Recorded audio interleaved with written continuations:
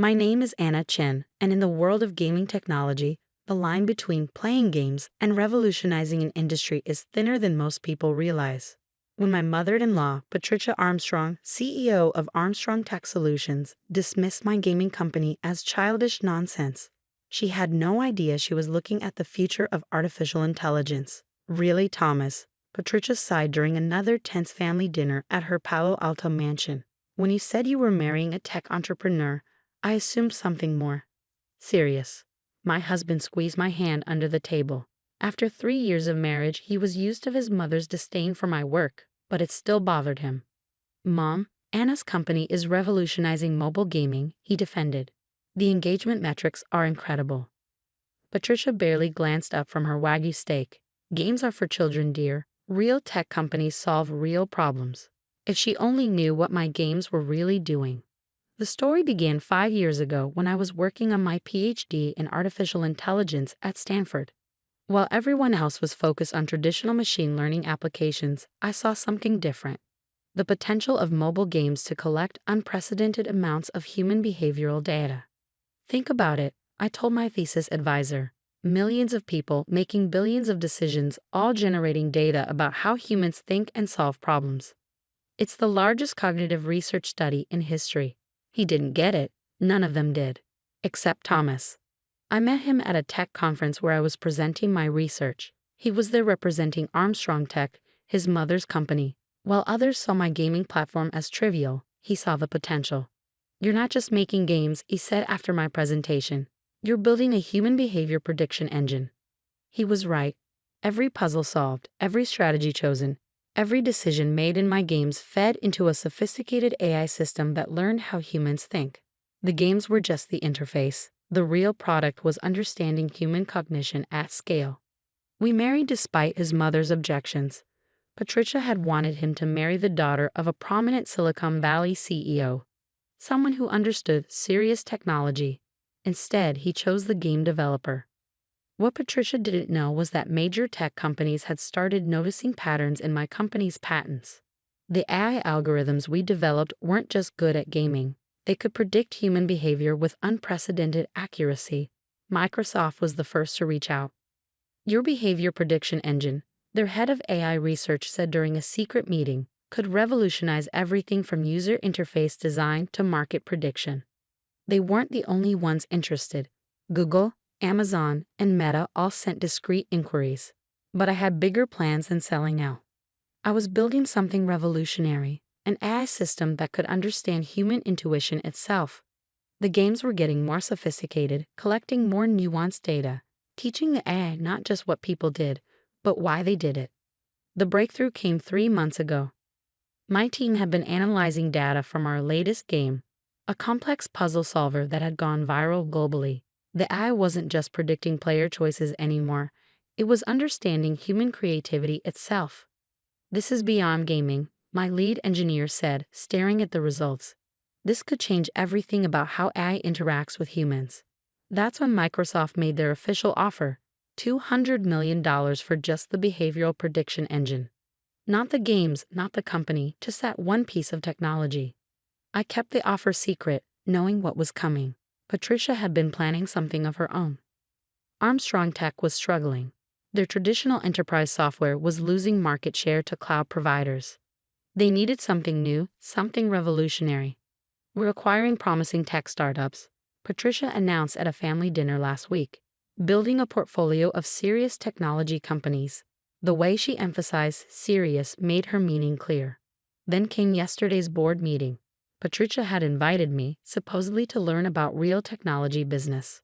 Our next acquisition target, she announced to the board, is a small gaming company that's shown some promise in user engagement algorithms.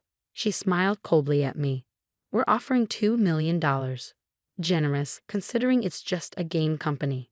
The board members chuckled. They were all like Patricia, old-school tech executives who saw games as toys. That's very generous, I said calmly, thinking of Microsoft's offer in my desk drawer. But I'll need to review it with my team. Don't take too long, Patricia said. This offer won't last forever. And really, Anna, what other options does a small game company have? I left the meeting quietly, my laptop clutched to my chest.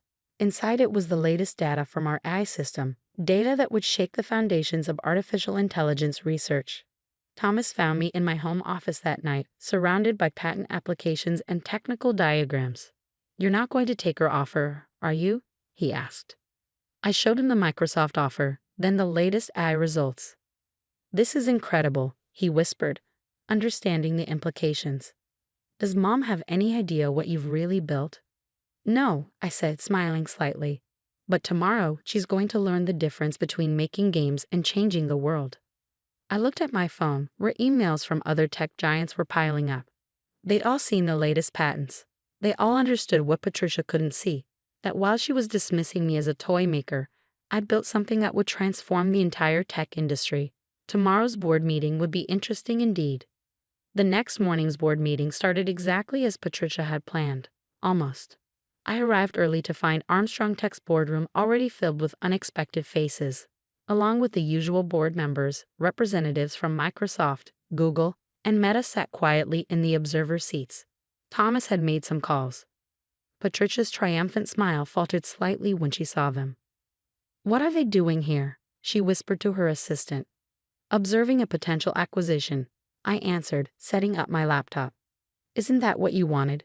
To show everyone how serious Armstrong Tech is about expanding into new technologies." She recovered quickly, launching into her prepared speech about Armstrong Tech's vision for consolidating promising startups. The board members nodded along right until I started my presentation. "Before we discuss acquisition offers," I said, standing, "let's talk about what you're actually trying to buy." The screens lit up with our latest data visualization, a real-time map of human decision-making patterns collected from 50 million players across our gaming network. "This isn't just a gaming company," I continued. "It's the world's largest human behavior research project. Every player, every decision, every solution they discover, it all feeds into an AI system that doesn't just predict behavior, it understands human intuition itself." The Microsoft representative leaned forward. "The behavioral prediction engine, which Microsoft has valued at $200 million, I added casually, watching Patricia's face pale. "Just for that one component. Not the games, not the user base, not the other technologies we developed." The room erupted in whispers. Patricia tried to interrupt, but I wasn't finished. "But the prediction engine is just the beginning." I continued, pulling up the next set of data. 3 months ago, we achieved something unprecedented. Our eye didn't just predict player choices, it started understanding creativity itself. How humans innovate, how they solve problems in ways machines never could. I demonstrated the system's capabilities, showing how it could now generate entirely new game scenarios based on its understanding of human creativity. The tech representatives were practically salivating. "Think beyond games," I said. "This technology could revolutionize everything from drug discovery to climate solution modeling. It doesn't just process data, it thinks like humans think." The Google representative stood up. "We'd like to revise our offer." "As would we," the Meta representative added quickly. Patricia looked like she'd been hit by a digital truck. Her $2 million offer lay forgotten on the table. "This is irregular," she tried. "We had an understanding." "No, Patricia," I cut in quietly. "You had assumptions. About games, about technology, about what constitutes serious innovation. Those assumptions just cost Armstrong Tech its biggest opportunity since cloud computing." I turned to the board. "I'm not interested in selling my company, but I am interested in partnerships, real ones, with companies that understand the value of what we've built." The next 2 hours transformed Armstrong Tech forever. Instead of acquiring my little game company, they ended up negotiating a joint venture partnership, one where my company would lead their AI research division. Microsoft and Google both secured licensing deals for the behavioral prediction engine. Meta launched a research partnership for creative AI development. Patricia sat silently through it all, watching her planned acquisition turn into a complete reorganization of her company's future. When the dust settled, I was named Chief Innovation Officer of the newly formed Armstrong Chen AI Labs. The game maker was now leading the company's most important division. "How long?" Patricia finally asked when everyone else had left. "How long have you been building this?" "Since the beginning," I replied. "Every game, every seemingly simple puzzle, They were all part of something bigger, something you could have seen if you'd looked past your prejudices about gaming. She nodded slowly, decades of assumptions crumbling. Thomas knew, didn't he? He saw it at the very beginning. He understood that innovation doesn't always look serious on the surface. The transformation of Armstrong Tech was dramatic. Our gaming-derived AI technology revolutionized their enterprise software, making it intuitive in ways competitors couldn't match. The stock price tripled within 6 months. More importantly, the company's culture changed. The distinction between serious technology and just games disappeared. Innovation was judged on impact, not appearance. Today, I'm writing this from my new office, formerly Patricia's, with a view of the Silicon Valley hills. On my wall hangs the first tablet I used to code games next to our latest AI Research Awards. Patricia has changed too. Last week, I caught her playing one of our games on her phone. Research, she claimed, but I saw her smile when she solved a particularly tricky puzzle. The gaming division has expanded beyond recognition. We're not just making games anymore. We're building the future of human-AI interaction. Every player who enjoys our games is unknowingly contributing to breakthroughs in artificial intelligence. Thomas loves telling the story at industry events. Everyone saw a game company, he'll say. But my wife saw the future of AI. Sometimes the most serious innovation looks like child's play. Microsoft's original $200 million offer hangs framed in our innovation lab. A reminder that value isn't always obvious to everyone. Next to it is a more recent number. Our company's current market cap, approaching $2 billion. The lesson wasn't just about technology or business. It was about perception, about looking past surface judgments to see true potential. Last month, a young developer pitched me a new game idea. The board members, including Patricia, listened intently as she explained how the gameplay would generate data about human problem-solving patterns. It might look simple, the developer said nervously, but the underlying technology could change everything. Patricia finished, surprising everyone. We learned that lesson already. Sometimes the best revenge isn't proving people wrong. It's opening their eyes to see what was there all along. The games we create still entertain millions, but now everyone understands they're also building something profound, a bridge between human intuition and artificial intelligence. As I watch players around the world enjoy our latest game, each of them unknowingly contributing to the next breakthrough in AI research, I think about that first board meeting, about how quickly assumptions can crumble when confronted with undeniable innovation. The future of technology doesn't always wear a serious face. Sometimes it comes disguised as play, as fun, as just games. And sometimes the people others dismiss as toy makers are actually building tomorrow's reality, one game at a time. The Texas sun beat down mercilessly as I stood on the edge of what my mother-in-law, Patricia Richardson, had just called 300 acres of worthless dirt. My grandfather's land stretched out before me, a sea of scrub brush and mesquite trees that had been in my family for 3 generations. To most people, it might have looked worthless, but I knew better. Really, Rachel, Patricia sighed, her designer heels sinking slightly into the dusty ground. You should be thanking me for taking this burden off your hands. Property taxes alone would eat up half your teacher's salary. I watched her gesture dismissively at the land, her diamond rings catching the sunlight. Behind her, my husband Thomas shifted uncomfortably, avoiding my eyes. He'd always been unable to stand up to his mother, even now, when she was orchestrating the theft of my inheritance. $50,000 is more than generous, she continued, pulling out the contract she had her lawyers draw up. Especially for land that hasn't produced anything but rattlesnakes since before you were born. I thought about the certified letter sitting in my desk drawer at home. The one from Lone Star Energy that had arrived 3 days ago. The one I hadn't shown anyone yet. The one that would make Patricia's carefully planned scheme blow up in her face. You're right, I said quietly, watching confusion flicker across her perfectly made-up face. She'd expected resistance, had prepared for a fight. My easy acquiescence made her suspicious. Well, good, she recovered quickly. I always said you had more sense than sentiment. Unlike your grandfather, bless his heart, holding onto this wasteland like it was gold. My grandfather, James Cooper, had been a high school science teacher like me. But he'd also been something else, a geology enthusiast with a keen understanding of Texas' hidden resources. He'd passed that knowledge on to me during countless weekends spent on this land, teaching me to read the signs that most people missed. "You'll sign the papers at dinner tonight," Patricia announced, already turning back toward her luxury SUV. "I'll have the funds transferred immediately." Of course, I agreed, suppressing a smile as I watched her stilettos wobble on the uneven ground. "Wouldn't want to delay your plans."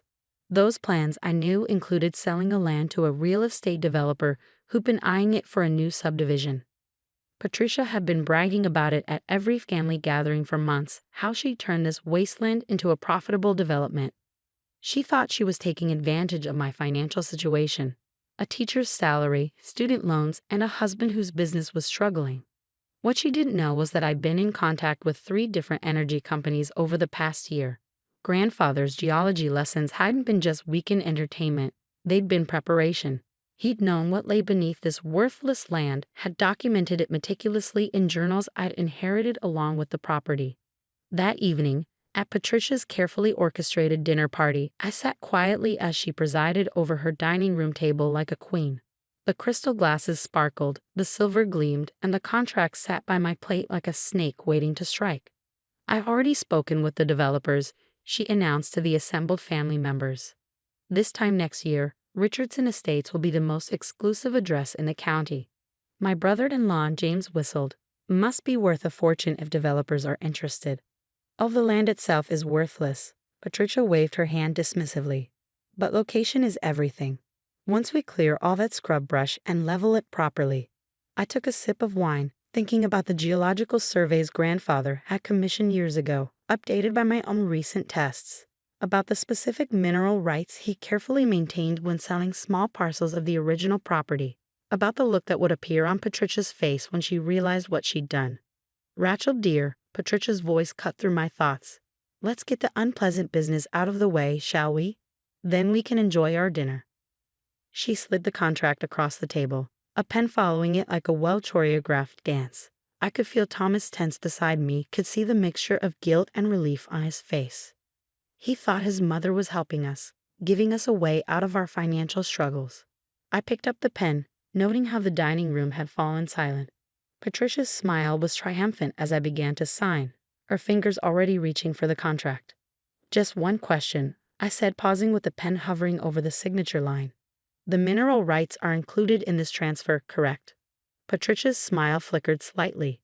"Of course, dear. The entire property, lock, stock, and barrel, as they say. Though why you're worried about mineral rights on worthless land?" I signed with a flourish, sliding the contract back to her. "Just curious. Grandfather always said it was important to be clear about these things." Patricia practically snatched the contract, her eagerness showing through her polished veneer. "Well, that's done. Thomas, be a dear and open the champagne. We should celebrate." As Thomas moved to the sidebar, I pulled out my phone and sent a single text. "Papers signed. Proceed with Phase 2. The response came immediately. "Understood. Survey team arriving 8 a.m. tomorrow." I raised my champagne glass along with everyone else, smiling as Patricia toasted to new beginnings and profitable ventures. She had no idea that I just orchestrated the most expensive lesson she ever learned about underestimating people. By this time tomorrow, Patricia would discover that my worthless inheritance was sitting on top of one of the largest untapped oil deposits in the county. And thanks to her own greed and hasty legal work, she'd just signed away millions in potential profits. Grandfather had always said that patience was the key to both geology and justice. As I watched Patricia celebrate her supposed victory, I thought about how right he'd been. Some things, like oil deposits and revenge, just needed time to develop properly. Tomorrow would be interesting indeed. The next morning dawned clear and bright, perfect weather for what was about to unfold. I sat in my grandfather's old pickup truck at the edge of the property, watching through binoculars as the Lone Star Energy Survey team set up their equipment. Right on schedule, a cloud of dust announced Patricia's arrival, her Mercedes SUV roaring down the dirt road like an angry bull. I checked my watch, 8:15 a.m. She must have gotten an early call from someone at the county record's office about the sudden interest in her new property. Patricia's car skidded to a stop, spraying gravel. She emerged looking considerably less polished than yesterday, her designer outfit already wilting in the Texas heat. Her face turned an interesting shade of red, when she spotted the Lone Star Energy logo on the trucks. "What is the meaning of this?" she demanded, storming toward the survey team. "This is private property." Mark Wilson, Lone Star's head geologist, approached her with a professional smile. "Good morning, Mrs. Richardson. We're here to complete the final surveys for the extraction permits. Everything's been properly filed with the county." "Extraction permits?" Patricia's voice rose an octave. "What extraction permits?" I chose that moment to step out of the truck, enjoying how Patricia's eyes widened when she saw me. "Morning, Patricia. Beautiful day for a survey, isn't it?" "Rachel?" She spun toward me, her perfect coiffure coming undone in the morning breeze. "What are you doing here?" "This is my land now." "The land, yes," I agreed calmly, "but not what's under it." Mark pulled out a tablet, displaying a complex geological survey map. "Mrs. Richardson, our preliminary tests indicate a significant oil deposit approximately 2,000 feet below the surface. Conservative estimates suggest..." "Oil." Patricia's voice was barely a whisper. "Roughly 5 million barrels," I finished for him. "Worth about $400 million at current prices. Of course, that's before extraction costs and royalties." Patricia's face went from red to white so fast I worried she might faint. But the contract didn't include mineral rights." I completed her thought. "You might want to check paragraph 7, subsection C. Your lawyers were very thorough about transferring the surface property, but they never mentioned subsurface rights. Those still belong to me." "That's impossible." She fumbled in her designer bag, pulling out a crumpled copy of the contract. "Actually," Mark interjected, "it's quite common in Texas law. Mineral rights are separate from surface property rights. The documentation Ms. Cooper filed with the county last month makes it very clear." "Last month?" Patricia's head snapped up. "You knew? You knew about this when you signed the contract." I walked over to one of the survey vehicles, running my hand along its dusty surface. "Grandfather taught me more than just science, Patricia. He taught me to recognize when people underestimate you, to see the value in things others call worthless." "Thomas will never allow this," she sputtered. "This is his family's legacy, too." Actually, a new voice joined the conversation. We turned to see Thomas walking up from his own car, looking both sheepish and determined. "I knew about it, too. Rachel told me everything last night after dinner." The memory of our conversation flooded back. "She's your mother, Thomas," I'd said, showing him the geological surveys and the Lone Star Energy offer. "I wanted you to have a chance to warn her." He'd stared at the papers for a long time before responding. "All these years she's treated you like you weren't good enough for her son. Like being a teacher made you beneath us. Maybe it's time she learned about real value." Now, watching Thomas stand up to his mother for the first time in our marriage, I felt a surge of pride. "This is a trick," Patricia declared, but her voice trembled. "I'll sue." "You'll what?" I asked quietly. "Admit in court that you tried to swindle your daughter-in-law out of her inheritance. That you pressured her to sell valuable land for a fraction of its worth. That might make an interesting story for the country club gossips." The survey team continued their work, the steady beeping of their equipment providing background music to Patricia's meltdown. "The developers," she began, "have already been informed that the property is no longer available." Thomas cut in. "I called them this morning." Mark cleared his throat politely. "Miss Cooper, if you're ready, we should discuss the extraction timeline. Lone Star Energy is prepared to offer a very competitive royalty package, 20% above standard rates." I nodded. "Plus a seat on the local advisory board. Grandfather always said education and energy were Texas' two greatest resources. I plan to honor both." Patricia swayed slightly, and Thomas moved to steady her. "Mother, maybe you should sit down." "How much?" she whispered. "The initial offer is $20 million for the first phase," I said, "with ongoing royalties expected to generate about $2 million annually for at least the next decade." She collapsed into the passenger seat of her Mercedes, her carefully constructed world crumbling around her.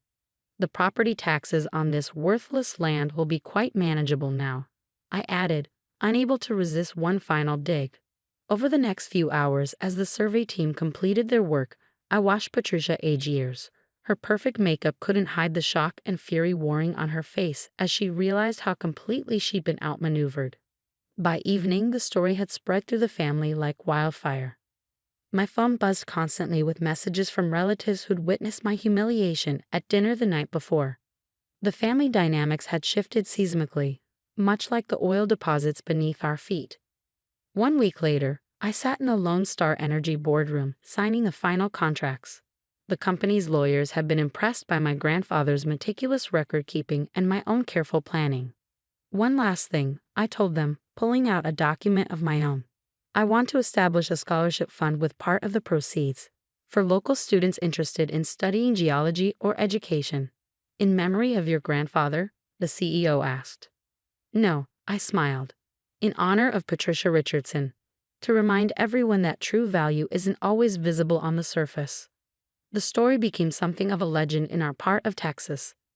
They say Patricia sold her house and moved to Florida, unable to bear watching oil rigs rise on land she called worthless.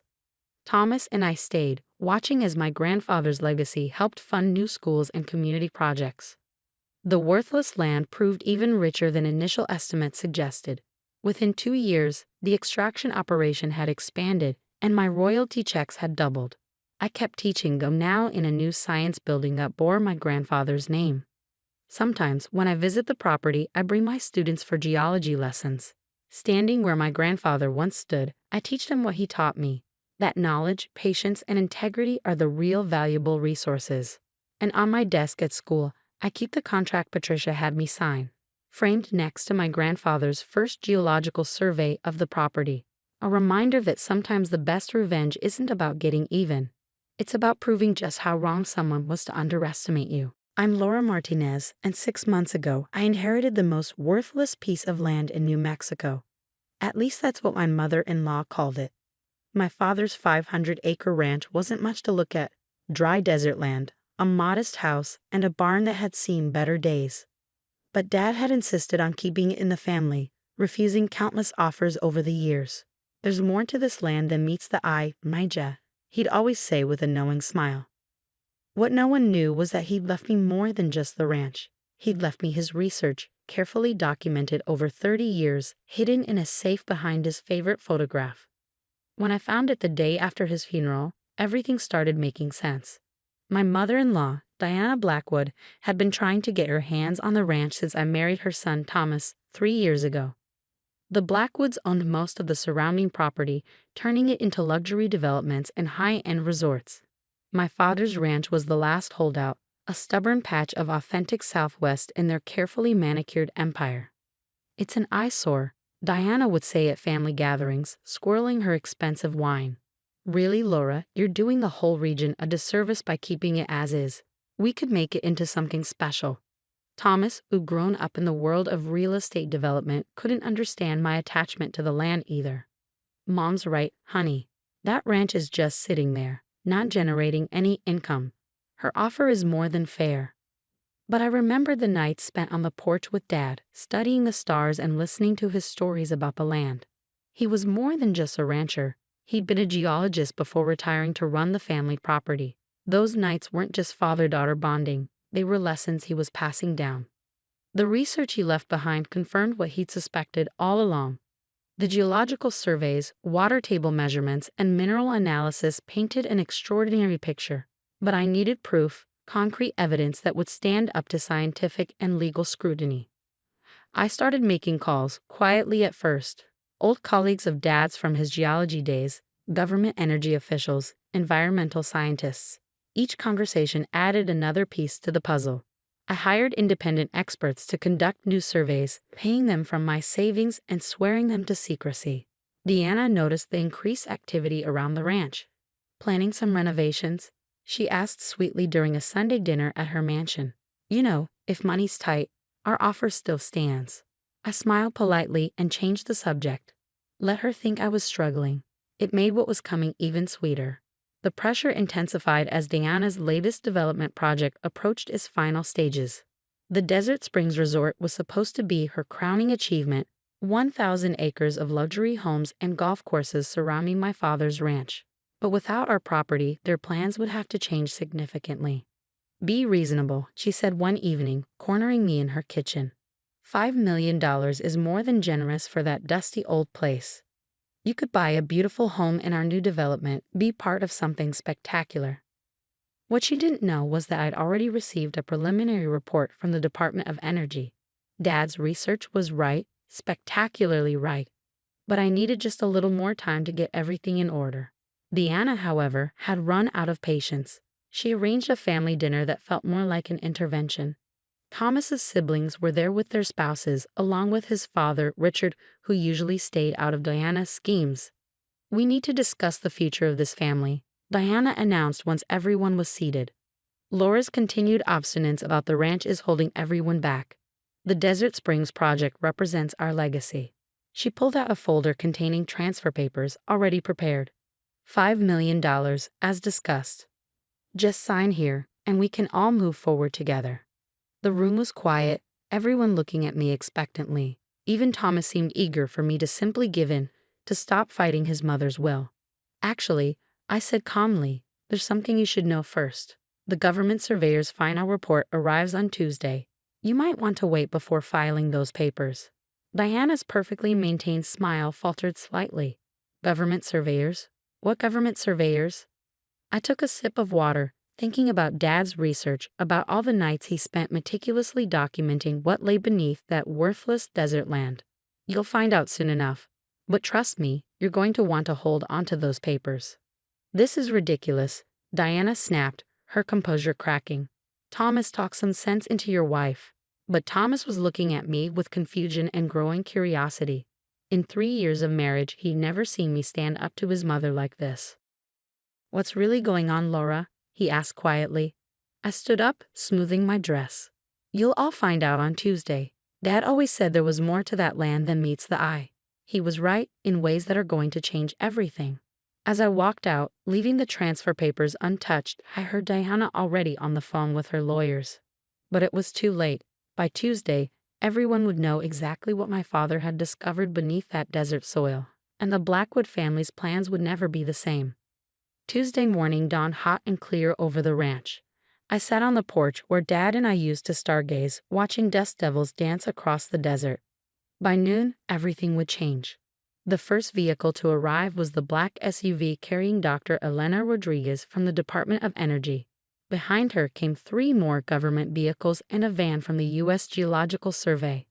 I'd been working with them for months, verifying Dad's research.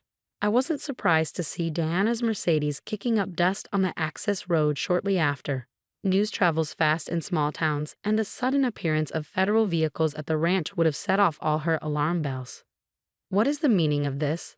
she demanded, striding across the yard in her designer heels. Thomas was right behind her, along with their family lawyer. "Mrs. Blackwood," Dr. Rodriguez greeted her professionally. "You're just in time. We're about to conduct the final confirmation survey." "Survey of what?" Diana snapped. "This is a private property matter."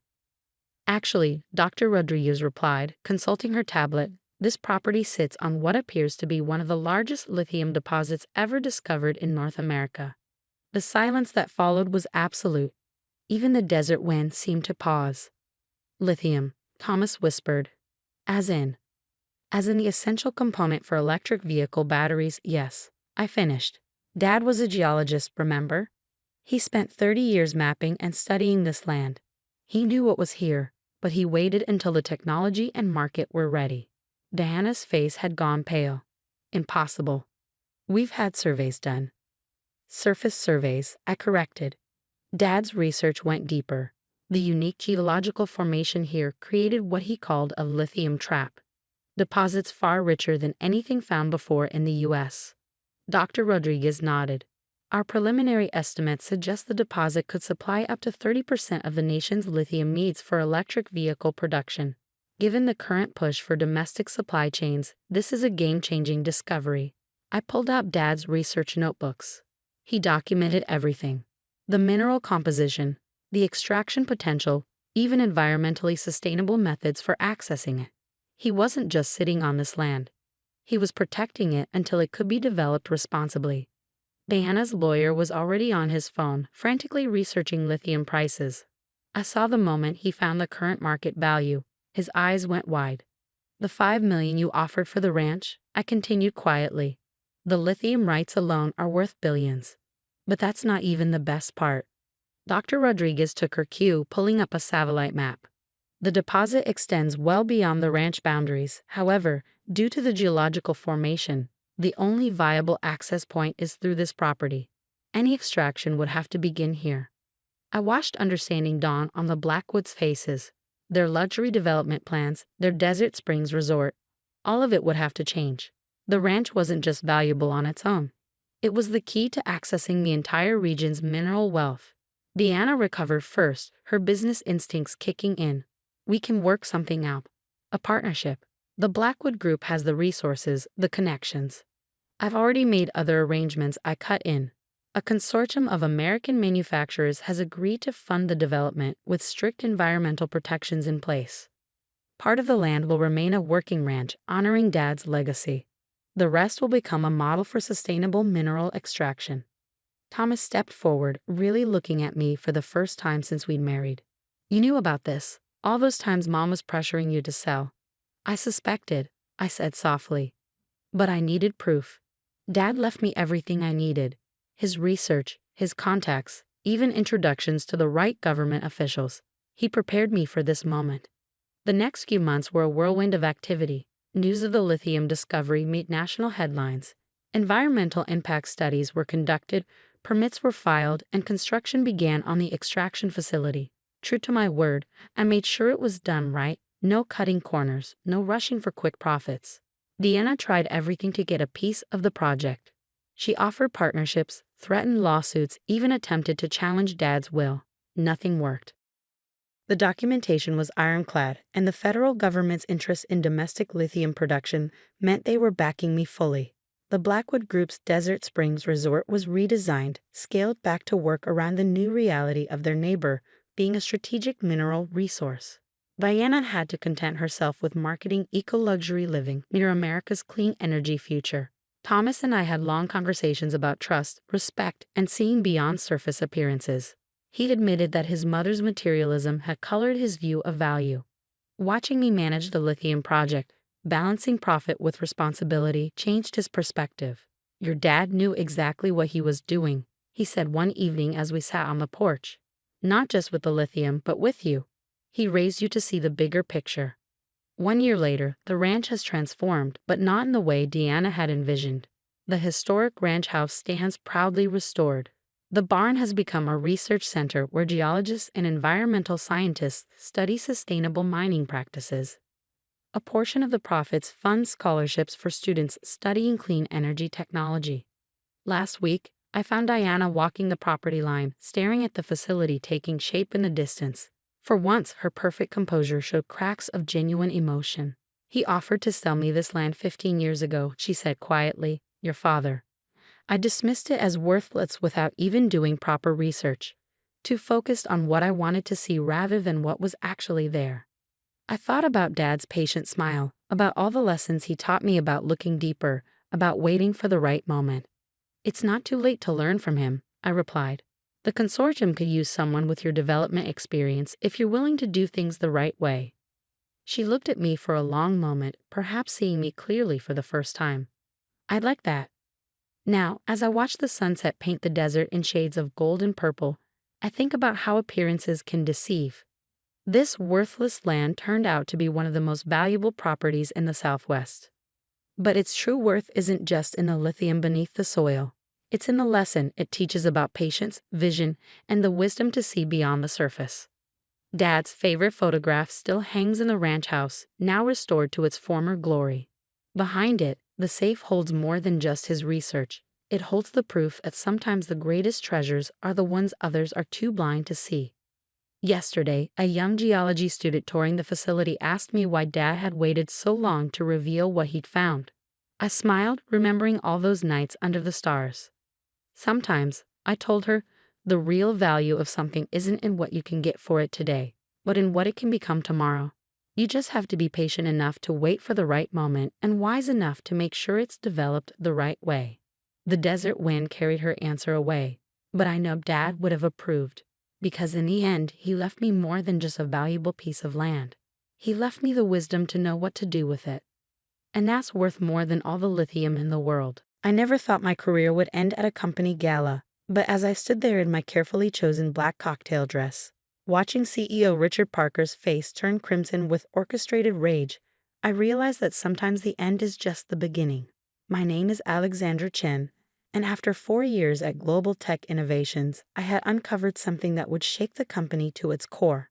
But let me start from the beginning. I joined Global Tech fresh out of MIT, armed with a degree in financial engineering and a naive belief that merit always trumps politics. The company was everything an ambitious 24-year-old could dream of, a Fortune 500 tech giant with a gleaming headquarters in Silicon Valley and a reputation for innovation.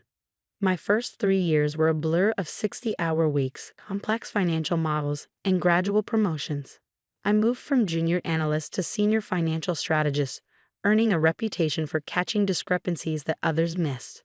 Alex has eyes like a hawk, my immediate supervisor, James Morrison, would say. If only he knew how true that would prove to be. Everything changed 6 months ago when I noticed an unusual pattern in our Asia-Pacific acquisition numbers.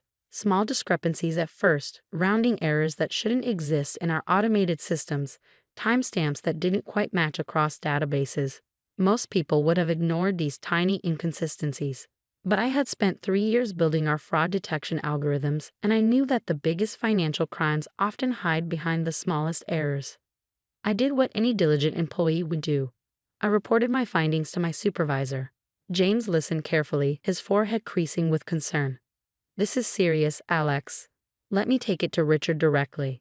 Richard Parker had been CEO for 5 years, lauded as the visionary who transformed Global Tech from a middle-tier player into an industry leader. He had a Harvard MBA, a winning smile, and a gift for making everyone feel like they were part of something special. I still remember his speeches at quarterly meetings, how he would pace the stage talking about integrity and innovation as our core values. A week after I reported the discrepancies, James called me into his office. The blinds were drawn, unusual for him. Richard looked into it, he said, not quite meeting my highs. "It's nothing, just some legacy system issues from the merger." "Drop it, Alex, that's an order." But I couldn't drop it. The numbers kept nagging at me, like a splinter in my mind. Late at night, after most employees had gone home, I dug deeper. What I found made my blood run cold. The discrepancies weren't random, they were systematic. Someone had created a sophisticated scheme to siphon funds from our Asia-Pacific acquisitions, hiding the transactions behind layers of legitimate-looking transfers.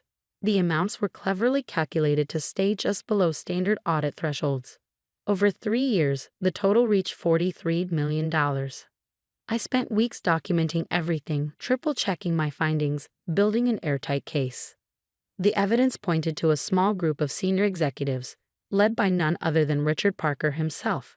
They had been using the chaos of our rapid expansion to hide their tracks, counting on the fact that few people understood both the financial and technical sides well enough to spot the pattern.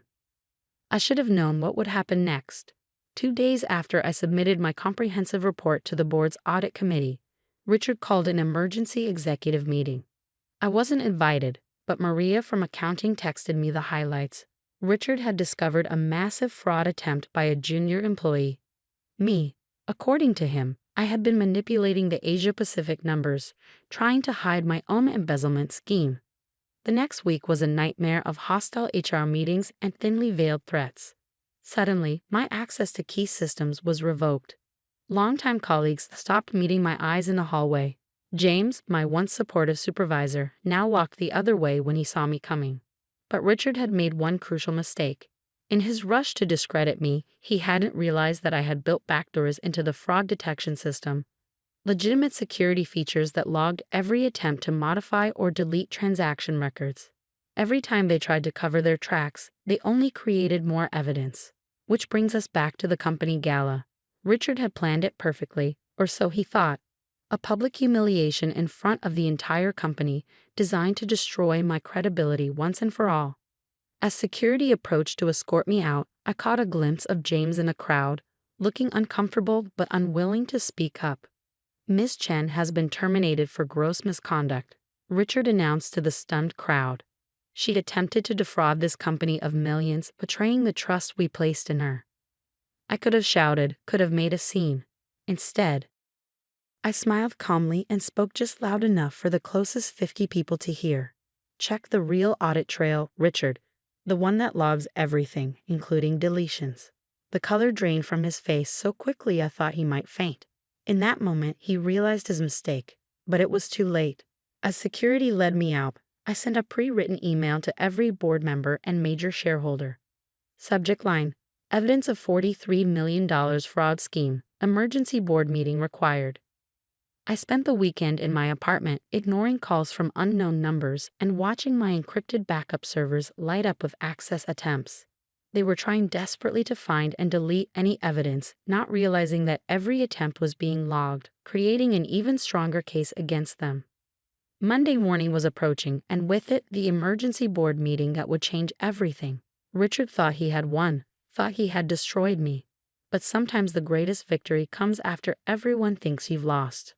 What happened next would shake global tech to its foundations. But that's a story for another part. Monday morning dawned clear and cold in Silicon Valley. I arrived at Global Tech headquarters at 7:30 a.m., exactly 1 hour before the emergency board meeting. Security tried to stop me at the lobby, but I simply handed them the formal board summons I'd received Sunday night. The witness must be present, it read in stark black letters. I could feel eyes on me as I walked through the office. Some pitying, some curious, some afraid. The whispers followed me like shadows. There goes the fraud, the embezzler, the disgraced analyst. I kept my head high, clutching my laptop bag containing everything I needed to bring down a corrupt CEO. The boardroom was on the top floor, all glass and chrome with a view of the bay. By 8:15, the room was filling up. Board members in expensive suits, senior executives trying to hide their nervousness, Richard's personal lawyer whispering urgently in his ear. James Morrison, my former supervisor, sat in a corner, looking like he aged 10 years over the weekend. At 8:25, Richard walked in, his usual confident smile firmly in place. He barely glanced at me as he took his seat at the head of the table.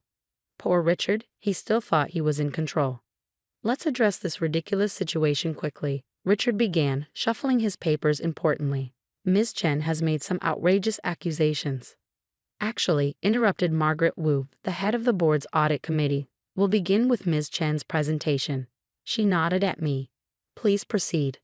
I connected my laptop to the display system, feeling Richard's glare burning into me. The room fell silent as I pulled up my first slide. 3 years ago, I began my voice steady. Global Tech implemented a new fraud detection system that I helped design. What many people don't know is that this system includes an immutable audit log. Every transaction, every modification, every deletion attempt is recorded in a secure blockchain that cannot be altered. I clicked to the next slide, showing a complex web of transactions. This is the official record of our Asia-Pacific acquisitions. Another click, and this is what's really happening behind the scenes. For the next 45 minutes, I laid out everything. The fake subsidiaries created to facilitate the fraud. The cleverly disguised transfers that siphoned money into private accounts. The systematic deletion of evidence that had, ironically, only created more proof of wrongdoing. Impossible, Richard interrupted, but his face had lost its color. These records were cleared. I mean, they were checked. They were legitimate. Checked by your team, Richard? I asked quietly. The same team that's been helping you steal $43 million over the past 3 years. The room erupted in chaos. Board members were shouting questions. Richard's lawyer was frantically scribbling notes. James Morrison looked like he was about to be sick. You can't prove any of this, Richard snarled, desperation creeping into his voice. That's when I played my trump card. Actually, I said, pulling up a new window. Every time someone tried to delete evidence, the system created an encrypted backup. Would you like to see the log of deletion attempts from this weekend? It's quite interesting. Dozens of attempts, all from executive-level accounts, trying desperately to erase the trail. I turned to Margaret Wu. I've prepared copies of all documentation, including the blockchain audit logs, for the board and relevant authorities. You'll find them impossible to alter or delete. I designed them that way. Richard jumped to his feet. This is absurd. She's just a junior analyst. You can't possibly. Former MIT prodigy in financial engineering, Margaret cut in, reading from a file. Created our current fraud detection system, multiple patents in blockchain security. Tell me, Richard, did you even read her personnel file before trying to frame her? The next few hours passed in a blur. Security escorted Richard and 3 other executives from the building. The FBI arrived shortly after. Apparently, Margaret had alerted them days ago after first receiving my evidence. James Morrison resigned on the spot, though I later learned he agreed to testify against Richard in exchange for leniency. By evening, the story had hit the financial news. Global tech stock took an initial hit, but the board's swift action in removing the corrupt elements helped stabilize things. Margaret Wu personally offered me a new position, Chief of Financial Security, reporting directly to the board. I accepted, with conditions. First, a complete overhaul of our compliance systems. Second, protection for whistleblowers. And third, a commitment to promote based on merit, not politics. 6 months later, global tech is stronger than ever. Our new transparency initiatives have become industry standard. Richard and his co-conspirators are awaiting trial, facing decades in prison. The $43 million has been traced and recovered. Sometimes I think about that company gala, about Richard's smug face as he tried to destroy me. He never understood that in trying to erase me, he only proved why I was dangerous to him. He thought power came from titles and connections. I knew it came from understanding the systems that run our world and building better ones. Last week, I gave a keynote speech at MIT's graduation ceremony. My topic? Integrity in the Age of Digital Finance. The students were particularly interested in my story, but I emphasized that it wasn't about revenge. It was about building systems that make it harder for people to abuse power. James Morrison sent me an email recently, an apology for not standing up sooner. I haven't replied yet. Some bridges, once broken, take time to rebuild. As for me, I'm where I always wanted to be, doing what I do best, catching people who think they're too smart to get caught. My team jokes that I have a sixth sense for fraud, but it's simpler than that. I just never forgot what my father, a small-town accountant, always told me: numbers don't lie, Alex, people do. Every morning, I walk into my new corner office, look out at the bay, and smile. Richard's old office is now a cybersecurity command center. It's a reminder that sometimes the best revenge isn't about destroying your enemies. It's about building something better from the ruins of their mistakes. The fraud detection system that caught Richard? We've made it open source, available to any company that wants to implement better financial security. Because the best way to fight corruption isn't to hide your tools, it's to share them, making it harder for the next Richard Parker to think they can get away with it. They say success is the best revenge. I disagree. Success isn't about revenge at all. It's about creating systems so robust that people like Richard never get the chance to abuse them in the first place. As I write this from my office, watching the sun set over Silicon Valley, I think about all the other Alexandra Chens out there, young, idealistic, facing their own Richard Parkers. My advice to them: keep building, keep documenting, keep believing in the power of truth encoded in elegant systems, because sometimes the quiet ones, the ones they underestimate, are the ones who change everything. Enter Richard, sitting in his cell awaiting trial. Thanks for teaching me the most valuable lesson of all. Integrity, backed by unbreakable code, will always win in the end. My name is Dr. Maya Patel, and this is the story of how my groundbreaking cancer treatment became the center of a billion-dollar betrayal that nearly destroyed my family's pharmaceutical empire. But to understand what happened that day in the boardroom, you need to know how it all began. Growing up, my Uncle Robert wasn't just the CEO of Patel Pharmaceuticals, he was my hero. While my father handled the business side as CFO, Uncle Robert was the visionary, the one who turned our small family company into a global pharmaceutical leader. He was also the one who encouraged my love of science, who bought me my first microscope when I was 10, who supported my decision to pursue medical research instead of business school. The future of this company will be in innovation, he used to say, beaming proudly when I earned my PhD in molecular biology at 26. Maya will lead us there. That's what made his betrayal so devastating. I spent 5 years developing a revolutionary cancer treatment using targeted nanoparticles. The breakthrough came in my private lab, working late nights after my regular duties as head of research at Patel Pharmaceuticals. The company funded some of my research, but the key innovations, the ones that made it actually work, came from my independent studies. The preliminary results were extraordinary. In trials with terminal patients who had exhausted all other options, 82% showed significant tumor reduction. More importantly, the side effects were minimal compared to traditional chemotherapy. We could target cancer cells with unprecedented precision, sparing healthy tissue almost entirely. But there was a catch. The production method I developed was remarkably cost-effective. Each treatment would cost about $200 to manufacture. Uncle Robert wanted to price it at $850,000 per patient. It's standard industry practice, he argued during our first major disagreement. We need to recoup our research investment. The research was mostly mine, I countered. And I'm telling you we can price it at $5,000 and still make a healthy profit. This could help millions of people. His face darkened. You're naive, Maya. This isn't about helping people, it's about business. That's when I started noticing changes in him. The uncle who had once praised my idealism now mocked it. The man who taught me that science should serve humanity began talking only about profit margins and shareholder value. I also started noticing irregularities in the company's research data. Clinical trial results that seemed too perfect. Side effect reports that mysteriously disappeared. When I tried to investigate, I found my access to certain databases restricted. So I began keeping my own records. Every trial result, every lab report, every email, I documented everything. I installed private cameras in my lab and backed up all my research to secure servers.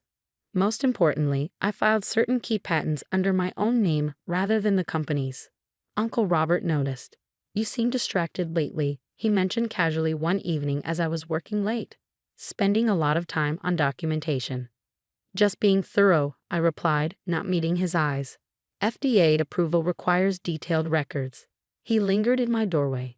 You know, Maya, loyalty to family is everything in this business. Your father and I built this company from nothing. We expect the next generation to protect that legacy. The threat was clear, but I pretended not to notice. Of course, Uncle Robert. That's why I'm being so careful with the research. 2 weeks later, I discovered why he'd been concerned.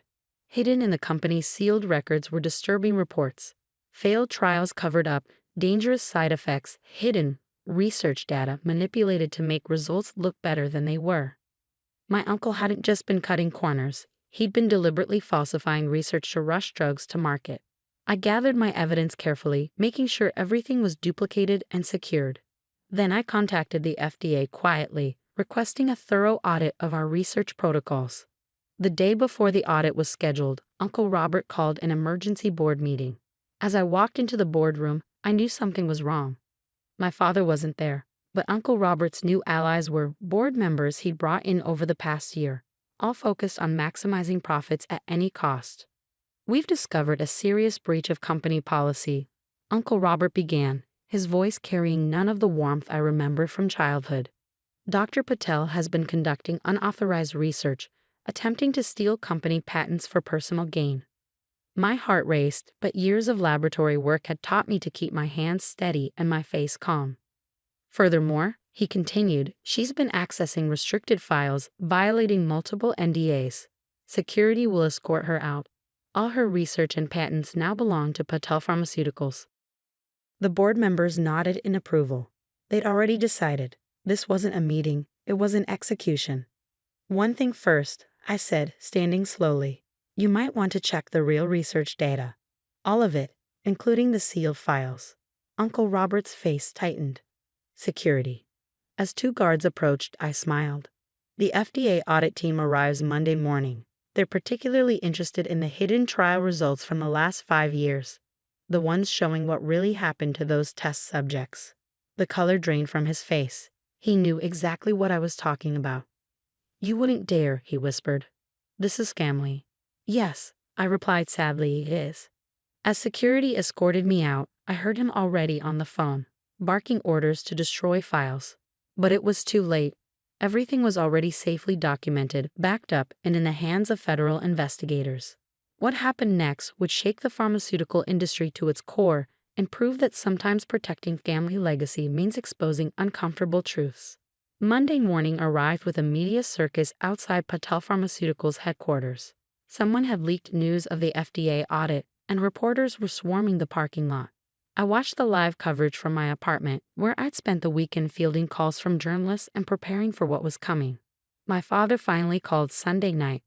"Maya, what have you done?" His voice was tired, defeated. "Your uncle says you're trying to destroy the company." "Dad, have you checked the SEAL trial records? Really looked at what's been happening?" A long pause. "I handle the finances, not the research." "Maybe it's time you did." The FDA audit team arrived precisely at 9 a.m. 4 investigators led by Dr. Sarah Chen, the agency's top compliance officer. Security tried to delay them in the lobby, but federal badges have a way of opening doors. I'd arranged to meet them there, bringing my complete documentation. Uncle Robert's face went pale when he saw me walk in with Dr. Chen.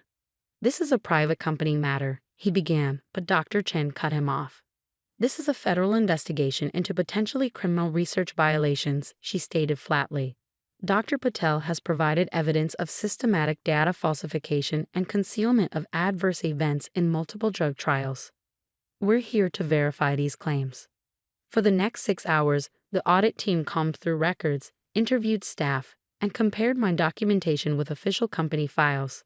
Despite Uncle Robert's weekend cleanup effort, you can't erase every trace of fraud from interconnected research databases.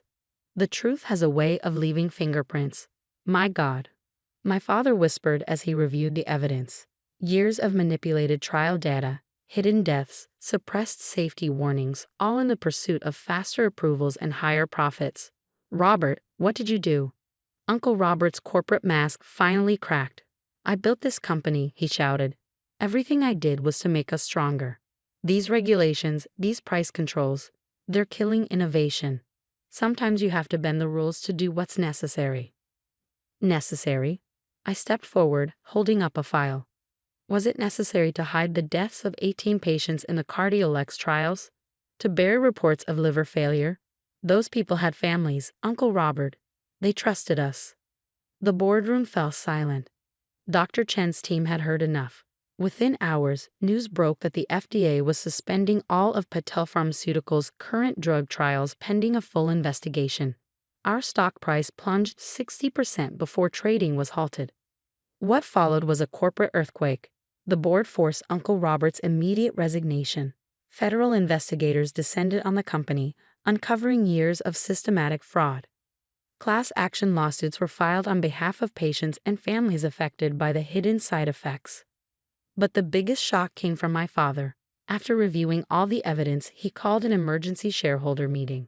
As CFO and majority shareholder, he announced, his voice firm despite his obvious pain, "I am appointing Dr. Maya Patel as interim CEO. She alone has demonstrated the integrity and commitment to science that this company was founded on." Uncle Robert exploded from his seat. "You can't. She's destroying everything we built." "No," my father replied quietly. "You did that when you chose profits over people's lives." The transition wasn't smooth. Several board members resigned in protest. Key executives left. But those who stayed helped me rebuild the company with a new foundation: absolute transparency in research, ethical drug pricing, and a commitment to accessibility. My cancer treatment became our flagship product, priced at $5,000 per course. Enough to ensure sustainability while remaining accessible. It quickly became the standard of care worldwide. The lower price point actually increased our total revenue as more hospitals and insurance companies could afford to offer it. Uncle Robert attempted to sue for wrongful termination, claiming I had orchestrated a corporate coup. But faced with overwhelming evidence of his fraud, he ultimately accepted a plea deal with federal prosecutors. The man who had once been my hero went to prison for 8 years. The hardest part was facing him one last time before his sentencing. He had aged decades in just a few months. "I just wanted to know why," I said. "You taught me that science was about helping people." He looked away. "The world changed, Maya. Big pharma, shareholders, quarterly reports. The pressure to deliver profits corrupts everything it touches. I thought I could control it, direct it toward a greater good. Instead, it controlled me." 1 year later, Patel Pharmaceuticals had transformed. Our new ethical research protocols became an industry standard. Other companies, facing public pressure, began reviewing their own pricing strategies. The phrase the Patum model entered the business lexicon as an example of how pharmaceutical companies could be both profitable and ethical. My father retired but stayed on as an advisor, helping me navigate the complex world of corporate leadership. You know, he said one evening, your grandfather started this company in his garage, mixing basic medicines for our community. He always said that profit should follow purpose, not lead it. Somewhere along the way, we forgot that. The cancer treatment has now helped over 2 million patients worldwide. We receive letters every day from people who would never have been able to afford it under the old pricing model. Each one reminds me why I chose science over business in the first place. Last week, I gave a keynote speech at the International Pharmaceutical Ethics Conference. Looking out at the audience of researchers, executives, and regulators, I shared our story, not just the scandal, but the transformation that followed. The true cost of medicine isn't measured in dollars, I concluded. It's measured in lives saved and suffering eased and hope restored. When we forget that, we lose not just our integrity, but our humanity. The old guard of pharmaceutical executives still grumbles about the Patel model cutting into profit margins. But a new generation of healthcare leaders is embracing the idea that medicine can be both accessible and profitable. My private lab remains my sanctuary, though now it's considerably better equipped. I still work late nights, still get excited about new discoveries. But now I have a team that shares my vision, that understands why we do what we do. Uncle Robert was released early for good behavior last month. He sent me a letter from his retirement in Florida. You were right. I forgot what really mattered. The company is better in your hands. The letter sits in my desk drawer, next to my first microscope, the one he gave me so many years ago. Both serve as reminders that sometimes protecting a legacy means being willing to tear everything down and rebuild it the right way. Yesterday, a young researcher brought me promising results from a new Alzheimer's treatment trial. Her eyes shone with the same excitement I once felt presenting my cancer research. The production costs are low, she said hesitantly, but the potential market value. I smiled, remembering another conversation from what felt like a lifetime ago. Tell me about the patients first, I said. Profit will follow purpose, because in the end, that's what saved not just our company, but our soul.